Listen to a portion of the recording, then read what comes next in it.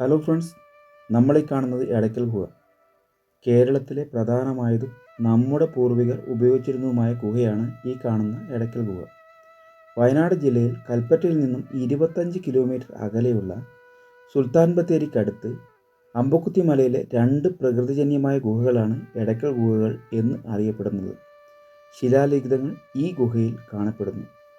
എടയ്ക്കൽ ഗുഹയിലേക്കുള്ള സന്ദർശന സമയം രാവിലെ 9 മണി മുതൽ വൈകുന്നേരം 4 മണി വരെയാണ്. തിങ്കളാഴ്ചയും മറ്റ് അവധി ദിവസങ്ങളിലും പ്രവേശനമില്ല. പ്രവേശന ഫീസായി ഒരാൾക്ക് 50 രൂപയാണ് ഈടാക്കുന്നത്. പാർക്കിംഗ് ഏരിയയിൽ നിന്നും 300 മുതൽ 400 വരെ കുത്തനെയുള്ള ഇതുപോലെയുള്ള സ്റ്റെപ്പുകളുണ്ട് ഈ ഗുഹയിലേക്ക് എത്തുവാൻ.